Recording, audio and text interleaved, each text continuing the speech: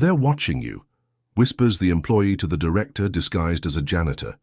Then Michael Reynolds never imagined that one day he'd be wearing the blue janitor uniform in his own company, holding a broom and pretending not to know where his office was.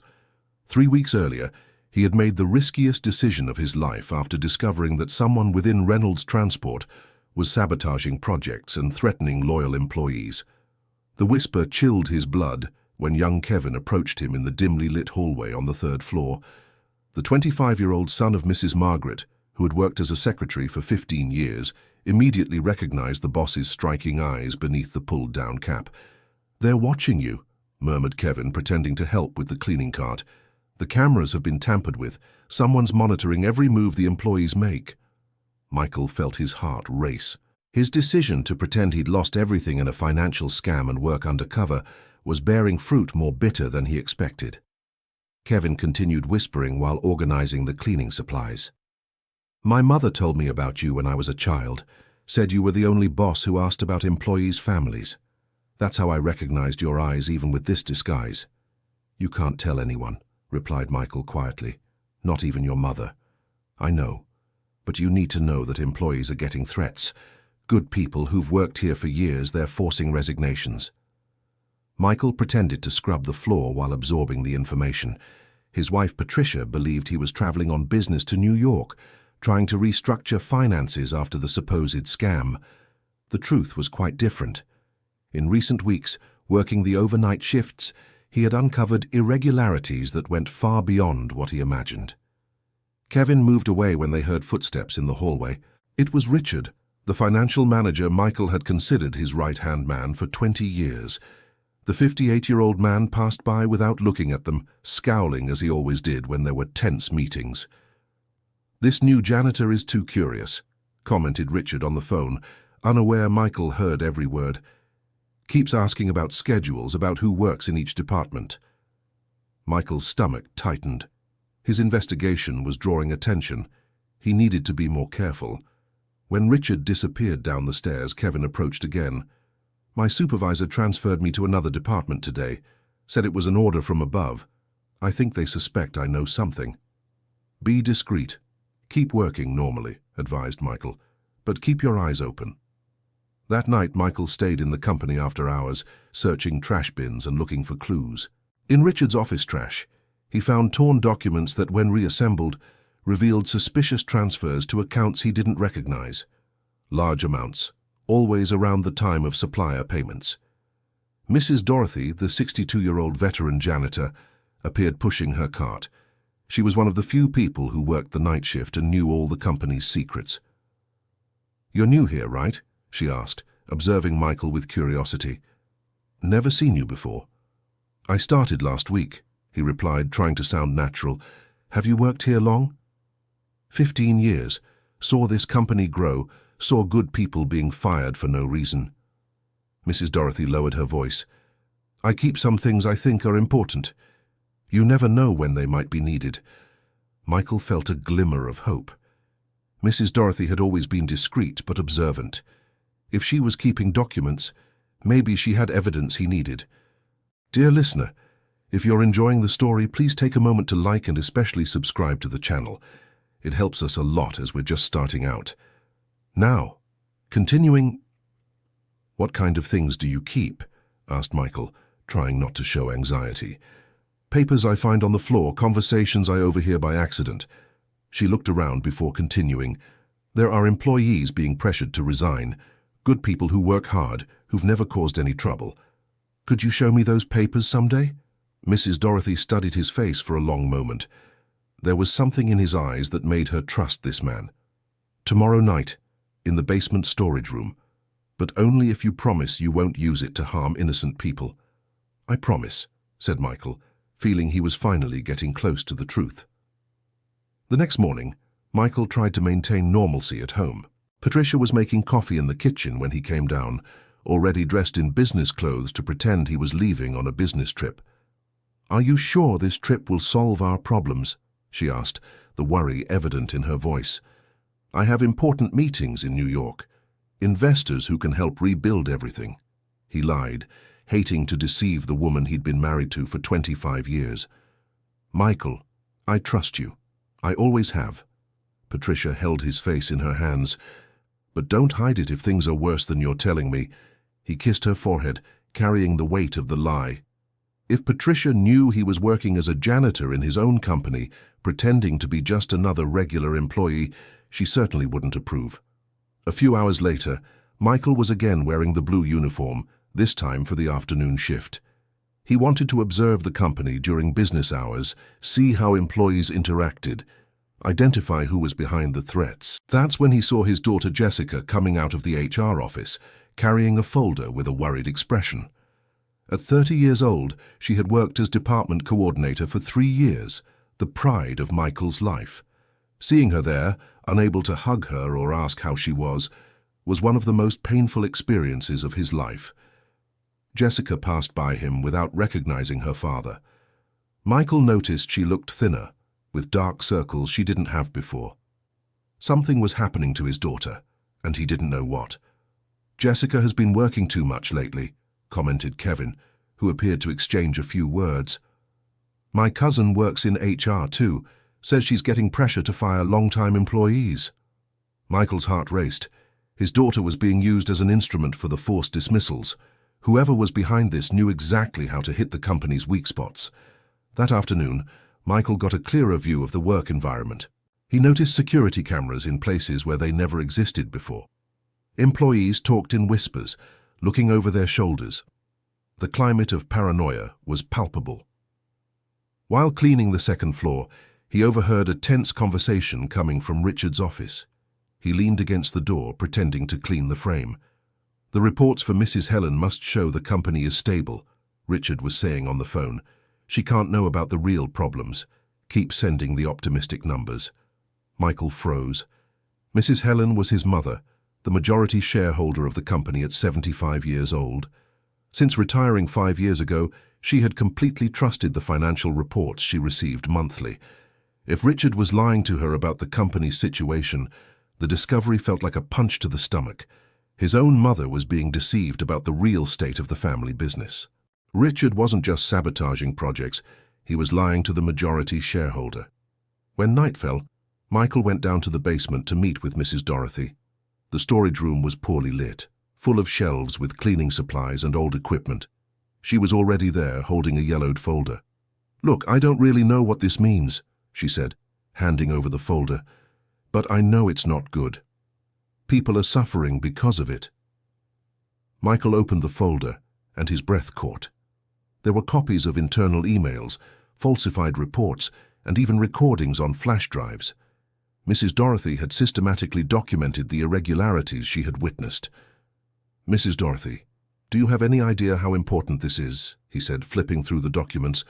I know people are losing their jobs for no reason, people with families to support. Her eyes filled with tears. My husband was left jobless at 55. I know what it's like to go through that. Why did you decide to keep all this? Because Mrs. Helen has always been good to the employees. She doesn't deserve to be deceived. Mrs. Dorothy wiped her eyes. And because I trust you, Michael. You've always been fair. Michael felt a pang in his heart. That woman trusted him without even knowing she was talking to Michael himself. Her loyalty was genuine, based on years of mutual respect. Do you know Mr. Michael well? He asked, testing. I've known him since he was young, just out of college. He always greeted the employees by name, asked about their children. She smiled wistfully. He's different from the bosses nowadays. In the following days, Michael immersed himself in the documents Mrs. Dorothy had saved. The scheme was more complex than he had imagined. Richard wasn't just embezzling money. He had created a network of psychological pressure to remove employees who might discover his irregularities. The older employees who knew the company's real procedures were being systematically eliminated. Anonymous emails arrived threatening their families if they didn't resign. Extra cameras were installed to monitor conversations and identify potential whistleblowers. But the discovery that shook Michael the most was in an audio recording. It was Richard's voice talking to someone about the next target, Jessica. Rodrigo's daughter is questioning the layoffs too much. She could become a problem, Richard was saying. Let's prepare a dossier showing irregularities in her work. That way she'll be forced to leave or be fired for cause. Michael had to lean against the wall to keep from falling. His daughter was in Richard's crosshairs. The man he considered almost a brother was planning to destroy Jessica's career to protect his schemes. Anger overwhelmed him, but he knew he had to stay calm. Acting on impulse would destroy months of investigation. He needed more evidence, irrefutable proof that could bring Richard down once and for all. The next night, Michael managed to access Richard's computer using a password he discovered by watching him type. What he found was even more shocking. Richard had created shell companies to divert contracts from Reynolds Transport. Real suppliers were replaced by these fictitious companies, which charged inflated prices. Even worse, Richard was planning to sell confidential information about routes and clients to competing companies. The sabotage wasn't just financial.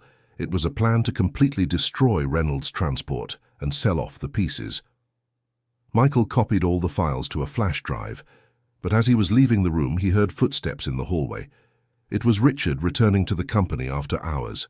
Michael hid behind a shelf, his heart pounding uncontrollably. "Something strange is going on here," Richard murmured on the phone. "Files being accessed, documents out of place. I'll install more cameras tomorrow." Michael waited for Richard to leave so he could slip out of the room. His investigation was getting too risky. He needed to speed things up before he was discovered. Dear listener, if you're enjoying the story, please take a moment to like and especially subscribe to the channel. It really helps us who are just starting out. Now, continuing. The next day, things took a drastic turn for the worse. Kevin didn't show up for work. When Michael asked about him, he found out the young man had been fired overnight, accused of stealing office supplies. "It was a setup," whispered Mrs. Dorothy. "They planted pens and paper in his locker.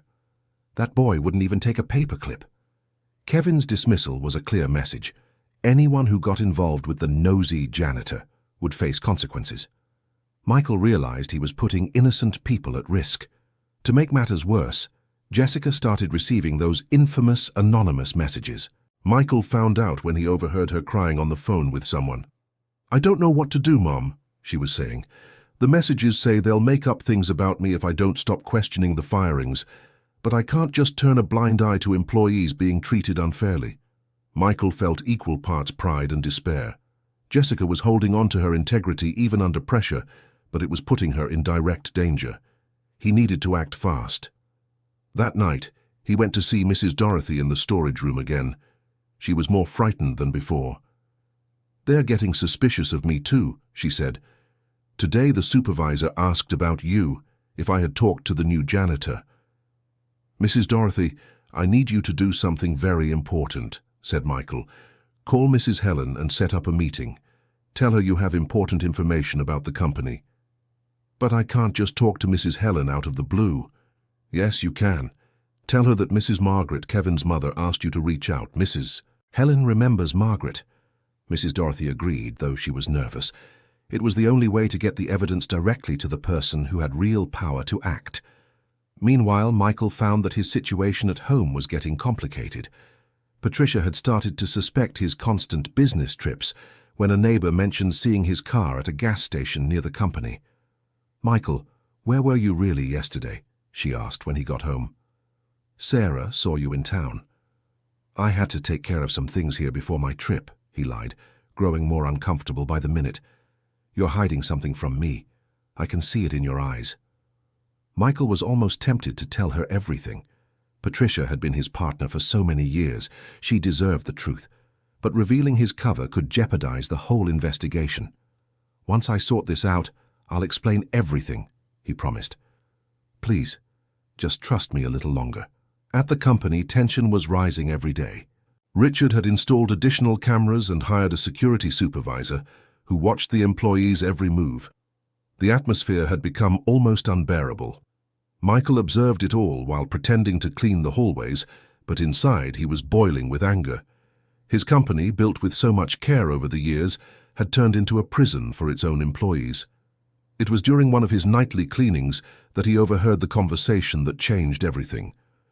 Richard was on the phone with someone, planning the final blow. "The restructuring meeting is on Friday," he was saying. We're going to fire half the long-time employees all at once. I already have the justifications ready for each one." "What about Michael's daughter?" asked the voice on the other end. "She's out too. I have forged documents showing she approved irregular dismissals. It'll look like she's complicit in the company's problems." Michael clenched his fists tightly. Richard wouldn't just destroy the lives of dozens of innocent employees. He planned to tarnish Jessica's reputation forever. At that moment, his mother appeared at the company for the meeting scheduled by Mrs. Dorothy. At 75 years old, Mrs. Helen maintained the elegance and authority that had always characterized her. Michael watched her from afar, feeling nostalgic for the times when he could hug her without having to hide. "Mrs. Helen," said Mrs. Dorothy, handing over a folder, "you need to see these things. It's about the company." Mrs. Helen examined the documents with growing attention. Michael saw his mother's face change from confusion to shock, then to a contained anger he knew well. "Where did you get this?" asked Mrs. Helen. "I've been saving it over the months. I knew it wasn't right. Richard told me the company was stable, even growing." Mrs. Helen's voice trembled with indignation. "These reports are completely different from the ones he gives me." Michael wanted to approach, reveal his identity, and tell his mother everything. But he knew it wasn't the right time yet. He needed one more definitive piece of evidence to make the situation irrefutable. This evidence came from where he least expected it. Brian, Richard's 28-year-old son, sought out Michael during one of the night shifts. The young man, who worked in the logistics department, was visibly shaken. "You're the new janitor, right?" asked Brian, approaching nervously. "I am," replied Michael, trying to maintain naturalness. "Can I trust you? I need to vent to someone outside of all this." Michael nodded, recognizing the unique opportunity to obtain direct information. "My father is doing wrong things at the company," said Brian, his voice breaking. "He doesn't know I found out, but I have access to his computer at home. I saw conversations, documents." "What kind of things?" "He's stealing, creating fake companies, diverting money." Brian held his head in his hands. "And there's worse, he wants to destroy the entire company. He says after the bankruptcy he'll buy the assets at a low price and rebuild everything just for himself." Michael felt his blood run cold. Richard didn't just want to steal, he wanted to completely destroy Reynolds' transport to later take over the wreckage. "Why are you telling me this?" asked Michael. "Because I can't live with this lie anymore. My father created a monster, and I'm the monster's son." Brian looked directly at Michael. "The employees don't deserve this. The Reynolds family doesn't deserve this. Would you have the courage to testify against your father?" Brian remained silent for a long moment. "If it's to do the right thing, yes, but I need protection. My father can be dangerous when cornered." Michael saw his definitive chance there. Richard's own son was willing to cooperate with justice, but he knew he needed to act quickly. The restructuring meeting was scheduled for 2 days later. The next morning, Michael made a risky decision. He called Jessica, pretending to be a concerned employee. "Jessica, you're in danger," he said, disguising his voice. "There are people planning to frame you for irregularities you didn't commit." "Who is this? How did you get my number?" "I'm someone who works at the company and sees what's happening. You need to protect yourself. Document everything you did in HR, all decisions, all orders you received." "But I didn't do anything wrong." "I know, but they'll try to prove otherwise. Protect yourself." Michael hung up before Jessica could ask more questions. It was risky, but he needed to warn her about what was coming. That same day, Mrs. Helen appeared at the company again, this time accompanied by a lawyer. Michael watched her going straight into the boardroom without passing through Richard's secretary office. She was going to demand answers. The meeting between Mrs. Helen and Richard lasted nearly 2 hours.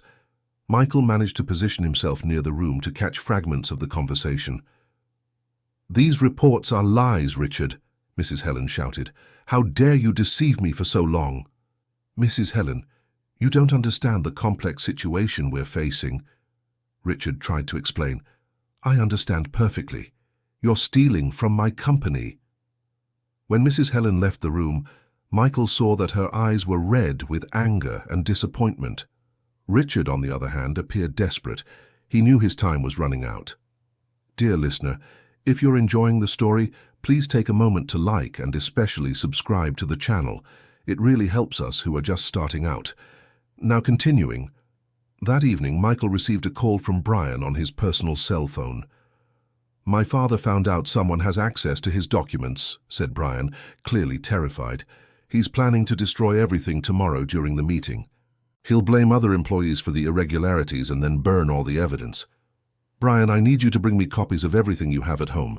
This is our only chance." "All right, but there's something you need to know." Brian hesitated. "My father hired outside people to intimidate employees. They're not from the company. If they find out who you really are..." The call dropped abruptly. Michael felt a chill. Richard had escalated the situation to a dangerous level. These were no longer just internal threats. He had hired outsiders to pressure employees. That night, Michael barely slept. He knew the next day would be decisive. Either he would manage to expose Richard for good, or he would lose everything, including possibly his family's safety. Patricia noticed his tension. "Michael, you're different. More nervous than ever," she said, sitting on the bed beside him. "What's really going on?" "Tomorrow you'll understand everything," he promised. "Just let me handle this my way." "I trust you," said Patricia, holding his hand, "but I'm scared." On Friday morning, the day of the restructuring meeting, Michael arrived at the company earlier than ever. Brian was already there, with a folder under his arm. "I brought everything," said Brian, handing over the documents. "Recorded conversations, emails, fake contracts. My father has no idea I copied these." Michael quickly examined the material. It was more than enough to prove everything, but he still needed to find a way to reveal the evidence without compromising his identity until the right moment. "Brian, you need to stay away from the company today," Michael advised. "After the meeting, things will get complicated for your father." "I know, I've already packed my things." Brian looked at Michael curiously. "Can I ask who you really are? A detective? A journalist?" "You'll find out soon," said Michael. "Just trust me."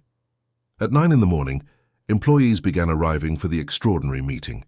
Richard had summoned practically all departments, saying he would announce important structural changes. Michael watched everything from a distance, dressed in his janitor uniform, carrying his broom as if just going about his routine. But inside, his heart was racing. Jessica arrived visibly nervous. She had spent the night documenting all her activities in HR, following the advice from the mysterious phone call. She didn't know that distorted voice belonged to her own father.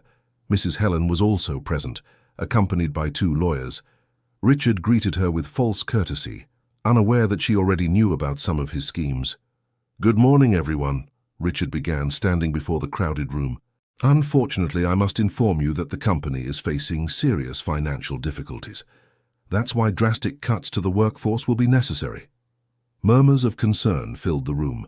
Employees exchanged glances, anticipating the worst.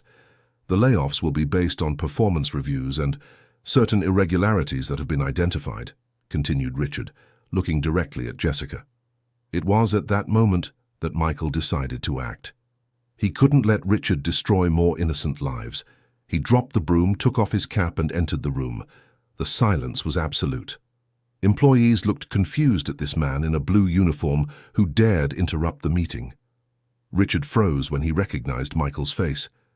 "Michael," whispered Mrs. Helen, unable to believe her eyes. "Hello, Mother," said Michael, walking to the front of the room. "Hello, Jessica. Sorry you didn't recognize me. For the past 3 weeks, I've been just another employee at this company." Jessica rose from her chair, stunned. "Dad? What? How?" "Richard," said Michael, staring at the manager who had turned completely pale. "Would you like to explain to everyone here why you falsified financial reports, why you created shell companies, why you threatened innocent employees?" "Michael, you don't understand the situation," stammered Richard. "I understand perfectly." Michael picked up the folder Brian had delivered. "I have proof of everything here. Recorded conversations where you plan to destroy this company to later buy it at a low price, forged documents to frame my daughter, threats to loyal employees." Mrs. Helen stood up, still processing the revelation. "Michael, you were working as a janitor in our own company." I needed to find out who was sabotaging our projects, who was forcing unfair dismissals. Michael looked at the employees. You all deserve to know the truth. Richard isn't just a thief. He's responsible for all the fear and paranoia that has taken hold here. Richard tried to head for the door, but two of Mrs. Helen's lawyers stopped him. You're not leaving here until you explain every stolen cent, said Mrs. Helen, her voice trembling with anger. Dad, said Jessica, approaching with tears in her eyes, why didn't you tell me? I could have helped. Because I didn't want you involved in this. Michael hugged his daughter. But Richard planned to frame you for irregularities you never committed. Jessica looked at Richard with a mix of shock and disgust. You were going to destroy my career. Why?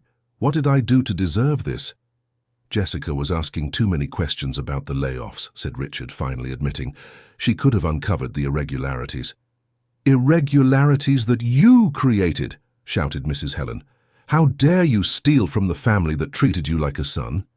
The confrontation was interrupted when Mrs. Dorothy entered the room, pushing her cleaning cart. She stopped, confused by the scene. Mrs. Dorothy, said Michael, do you remember me? The janitor you helped these past few weeks? Of course I remember, she replied. But you look different. I am Michael Reynolds, the owner of this company. He smiled at her. And I want everyone to know that this woman saved our company.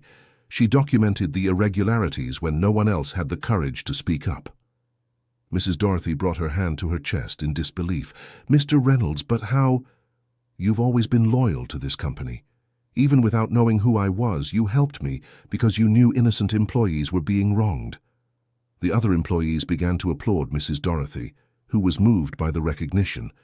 Kevin, who had been called back after Michael discovered his dismissal was fabricated, was also present. Mr. Reynolds, said Kevin, I knew you would return to save the company. My mother always said you would never abandon the employees. Richard, realizing he was completely exposed, tried one last desperate move. You don't understand. The company was genuinely going through difficulties. I was trying to save it. By lying to my mother? Creating shell companies? Threatening employees? Michael shook his head. Richard, you almost managed to destroy everything we built together. We built? Richard exploded. Who worked day and night to make this company grow? Who stayed here while you traveled to close contracts? And who gave you that opportunity? Mrs. Helen retorted.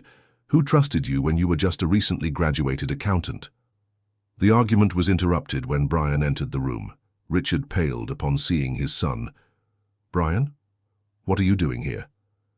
Telling the truth, Dad. Brian looked at his father with disappointment. I gave all the evidence to Mr. Michael. Recorded conversations, documents, everything. Richard couldn't finish the sentence. You turned our company into a battlefield, said Brian, and I won't be an accomplice to that. Mrs. Helen addressed the employees. I want everyone to know that the threats are over. Those who were unfairly fired will be reinstated, and we will implement measures to ensure something like this never happens again. What about me? Asked Richard, clearly defeated. You will return every cent you stole, replied Michael, and you will face the legal consequences of your actions. Michael, we were friends.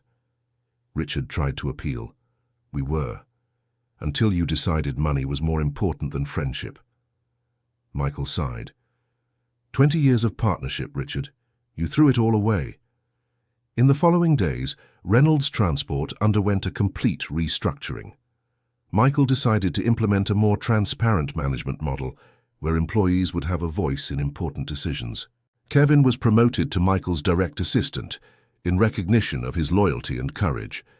Mrs. Dorothy received a special bonus and was named the company's ethics supervisor, a position created especially for her.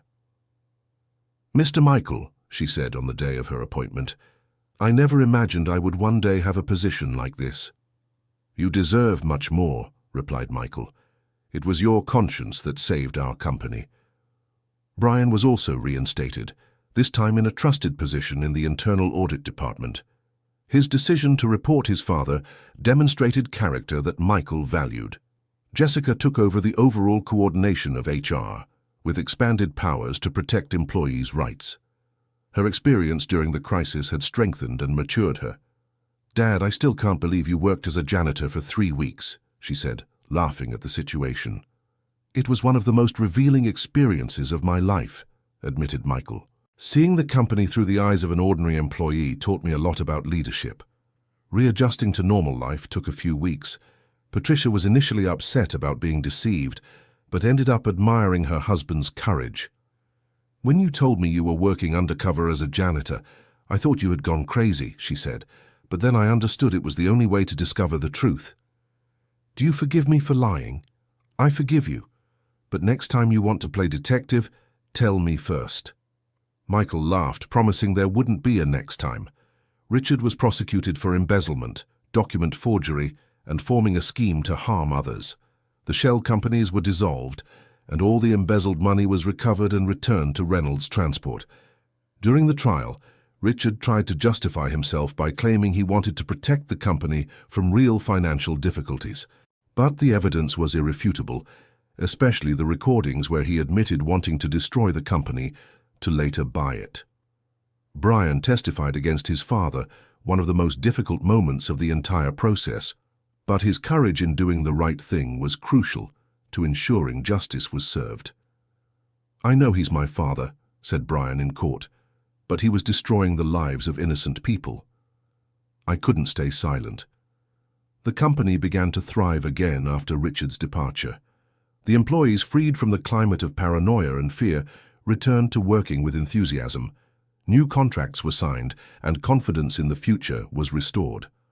Michael instituted monthly meetings where employees could express concerns and suggestions directly to the board.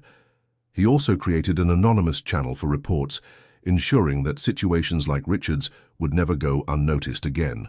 "I learned that leading isn't just about giving orders from the top," said Michael in one of these meetings. "It's about understanding what happens at every level of the company." Mrs. Helen, though shaken by Richard's betrayal, was proud of how Michael had handled the crisis. "You proved you have the character needed to lead this company," she said. "Your father would be proud." The experience also transformed the relationship between Michael and Jessica. Working more closely, they developed a solid professional partnership that further strengthened their family bonds. "Dad, you taught me that sometimes we must sacrifice to protect those we love," said Jessica. "You risked your reputation to save our company and our employees." "And you taught me that integrity isn't negotiable," replied Michael. "Even under pressure, you didn't compromise your principles." 3 months after the revelation, Reynolds Transport was stronger than ever. The employees felt valued and protected, knowing their company truly cared about their well-being. Kevin adapted perfectly to his new position, becoming one of the most efficient assistants Michael had ever had. His youth and energy complemented his boss's experience. "Mr. Michael, may I ask a personal question?" said Kevin one day. "Of course. Weren't you afraid of being discovered while you were undercover?" Michael thought for a moment. "I was afraid the whole time. But I was even more afraid of letting Richard destroy our company and harm innocent people." Mrs. Dorothy retired a few months later, but not before training her replacement and organizing the entire ethical documentation system she had created. "Mrs. Dorothy," said Michael at the retirement party, "you saved this company. We will never forget that." "I only did what was right," she replied, emotional. "I always taught my children that we must stand up for what is just, even when it's hard." The final chapter of Richard's story closed when he was sentenced to 5 years in prison and ordered to pay a fine equivalent to 3 times the embezzled amount. His consulting firm, created with the stolen money, was liquidated to repay the damages. Brian visited his father in prison regularly, holding on to hope that he could redeem himself. "Dad, you can still rebuild your life when you get out," Brian would say. "But you have to accept that you were wrong and sincerely ask for forgiveness." Richard, initially too proud to admit his mistakes, gradually began to recognize the gravity of his actions. The loss of family, friends, and reputation made him reflect on the choices he had made. Reynolds Transport became a case study in business schools, demonstrating how ethical leadership can overcome crises and strengthen a company. Michael was invited to give lectures on management and business ethics. "What I learned," he would say in these lectures, "is that there is no shortcut to success. You can deceive for a while, but the truth always comes out. And when it does, it's better to be on the right side. The company's story became a legend in the region. Employees from other companies dreamed of working at Reynolds Transport, known not just for good salaries, but especially for its atmosphere of respect and transparency. Michael Reynolds kept his habit of walking through the company's departments, talking with employees at every level. He never forgot the lessons learned during those 3 weeks as a janitor. "Those were the hardest and most important days of my life," he often said.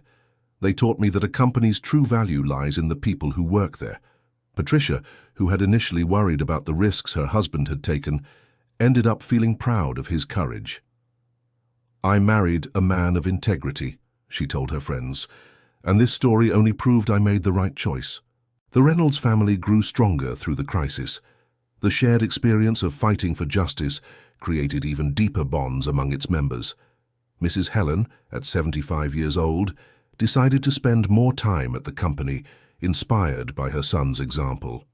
Her constant presence was a living reminder of the values that founded Reynolds Transport.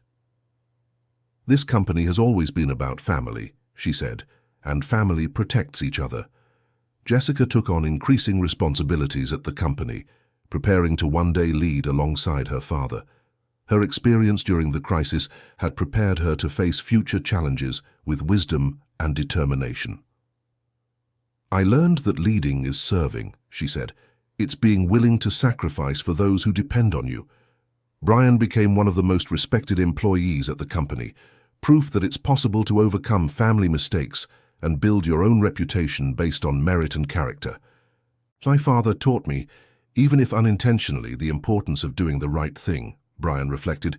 "Sometimes we learn as much from others' mistakes as from their successes." Reynolds Transport expanded its operations, opening branches in other cities. Each new unit was built based on the same principles of transparency and respect that had transformed the main company. Michael made a point of personally visiting each branch, meeting employees, and ensuring the company's values were maintained everywhere. "Growing is important," he explained, "but growing while keeping our values is essential." The story spread beyond the corporate world, inspiring other people to take courageous stands against injustices in their own lives. Michael received letters from people who had been motivated to report irregularities in their companies. "Your story gave me the courage to do the right thing," wrote an employee from another company. "Now I know it's always worth fighting for the truth." 5 years after the crisis, Reynolds Transport was considered one of the best companies to work for in the state. Michael had turned a moment of near destruction into an opportunity for renewal and growth. "Sometimes the worst crises bring the best opportunities," he often said, "as long as we have the courage to face them the right way." The broom Michael had used during his disguise was framed and placed in his office as a constant reminder of the lessons learned. Visitors always asked about that unusual object. "This broom reminds me that no work is small or insignificant," he explained, "and that sometimes we need to start from scratch to rebuild something better." Kevin got married and had children, raising them with the values of honesty and courage he had learned at the company. His family lived comfortably, but he never forgot his humble origins. "I teach my children that character is worth more than money," he said, "and that we should always help those in need." Mrs. Dorothy, even retired, visited the company regularly. Her wisdom and experience continued to be valued by everyone. "A company is like a family," she used to say, "and in a family, everyone helps and protects each other." The transformation of Reynolds Transport became a symbol that it's possible to do business with ethics and transparency without giving up prosperity. Other business owners sought out Michael to learn about his management model. "The secret isn't complicated," he would explain. "It's treating every employee with the respect you would like to receive. It's being transparent in decisions. It's understanding that a strong company is built by strong people." End of story. And you? What did you think of this story of courage and transformation? Was there any moment that moved you the most? Comment below telling us which part touched your heart the most and where you're watching from. Your opinion is very important to us. Don't forget to leave your like and subscribe to the channel to follow more inspiring stories like this one.